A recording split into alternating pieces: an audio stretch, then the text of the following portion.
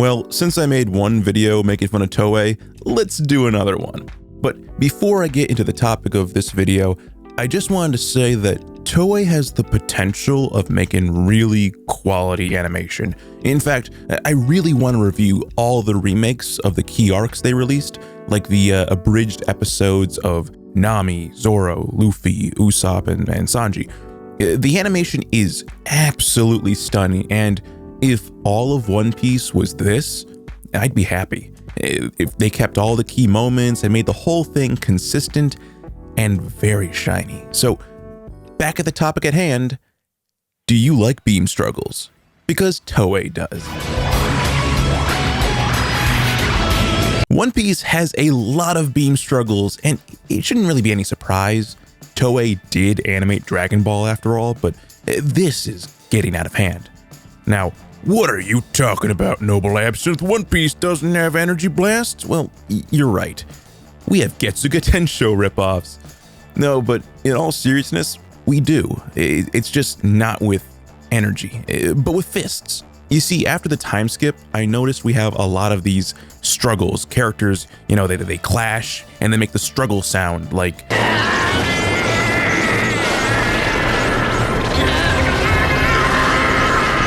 Yeah, it's not a shonen anime without the sound of...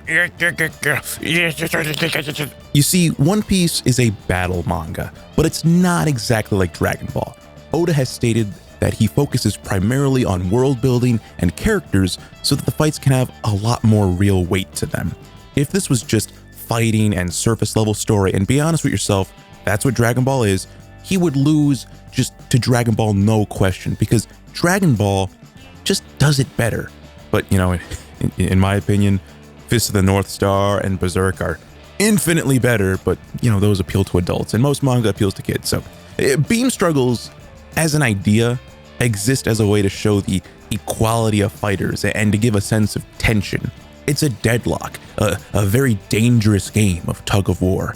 And in my eyes, I feel that they're best used as a capstone to a fight, like the beam struggle with Super Perfect Cell and Gohan. You have this long, hard-fought battle, and it's now all over after this climactic clash of strength. But I can see their use case midway during a fight as a way to mark a clear change in battle. For example, the Goku versus Vegeta fight in the Saiyan Saga. Goku is inarguably better than Vegeta, but the fight shifts to Vegeta winning, since Goku may have won that beam struggle, he may have won that battle, but he didn't win the war. And in my eyes, Vegeta won that fight, but, at the end of the day, plot armor and Gohan ended the fight. So, back to One Piece. Prior to the time skip, we only had one real beam struggle, and that was Ace versus Blackbeard, and ironically enough, it's actually an energy fight. And that struggle was beautifully done. Both characters are swinging their biggest, most powerful attack at each other to capstone the fight. The ensuing chaos just vaporized an entire village and set forth a domino effect that shook the entire world. Now, after the time skip, we got beam struggles everywhere. Don't believe me? We have Caesar the Clown, pretty much all the fights in Dressrosa. We had one against Big Mom, and there's going to be one released with Katakuri versus Luffy. By the way, I made a video of Big Mom being a disgusting cannibal, and you should check it out. It'd be awesome if you did. Now, why am I against them? Well, I'm not really. Like I said before, I find beam struggles to be visually stupid unless you're using beams. That's why they're called beam struggles. Just take this scene of Luffy versus Caesar, or even his fighting against Don Chin Jiao. I don't even care what his name is. Keep in mind, these are the finishing blows for these fights. You have Luffy charging up his attack. He's midway in the air, right?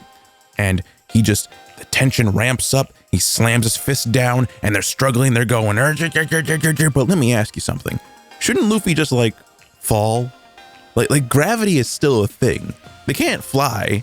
And yet, on top of that, just enough with the nitpick of the whole flying thing, because we all know that's stupid. This is a punch. It's not a beam. You can't give your punch any more power like you can like a beam. It's dumb. A punch will transfer all of its kinetic energy the moment it makes contact. So if people can hold back the force of your punch, The punch loses all the inertia, and all that kinetic energy transfer is just going to be significantly lower. Like, this isn't a Kamehameha wave.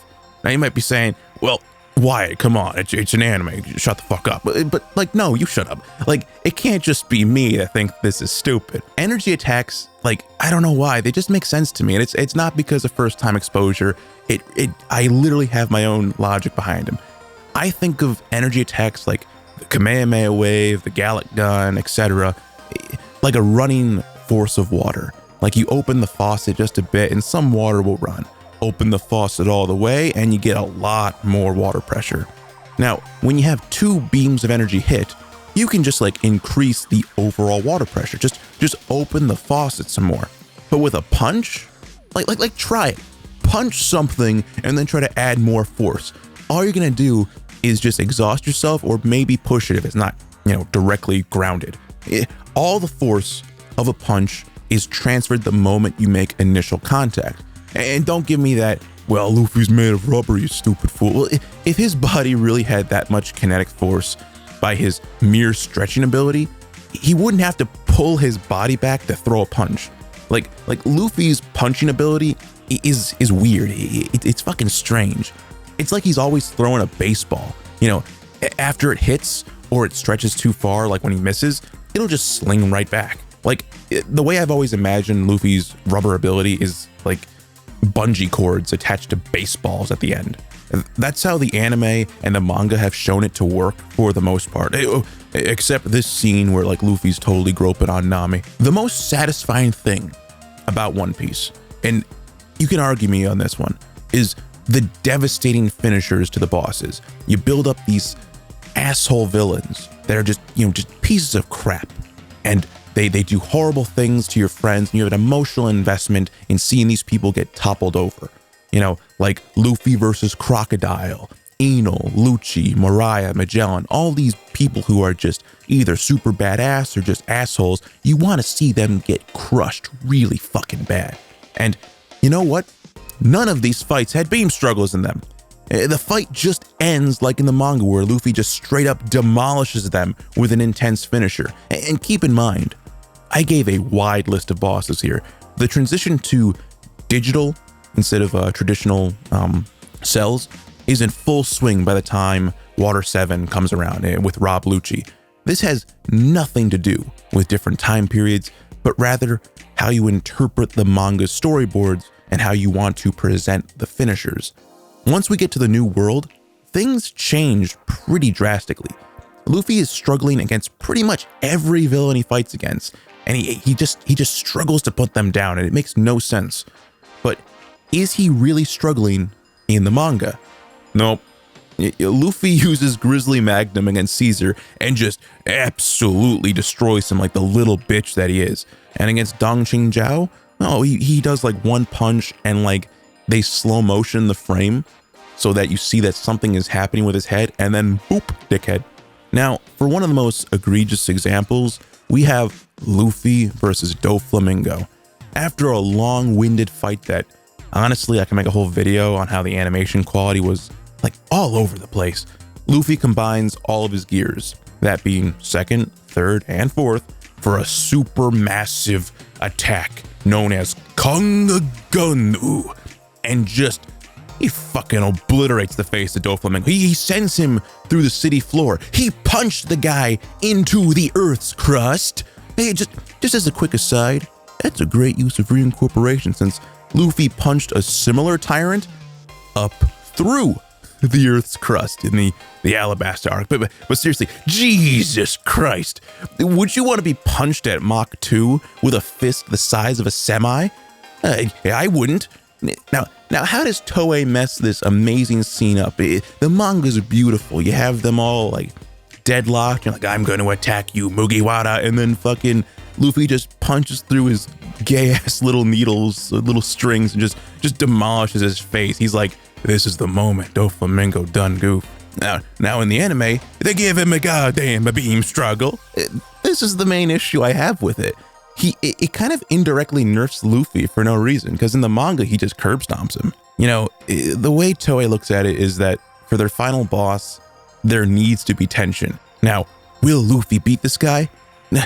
How could you make this scene any better? You need to have beam struggles, because this is shonen. You need beam struggles. No, just copy what worked before. Copy the crocodile fight, the Eno fight, the Magellan fight. Have the two like stare down, have them launch their attacks, and just have the attack of Luffy, the guy who's supposed to win, punch through. It ain't fucking hard. Could you imagine? Like, let's go back to one of the earliest arcs, right? The Arlong fight. All the way back in East Blue, they're not even in the Grand Line yet. And just have the attack punch through, or in this case, kick through. Like, could you just imagine if Luffy's axe kick, like when he kicks it right through the roof and then slams it down, that they have a fucking beam struggle against Arlong's head? Like, he goes, Gomu Gomu no, oh no, and hits Arlong, and then there's this awkward minute, and then everyone says, Ike, Luffy, and then Arlong goes through the building?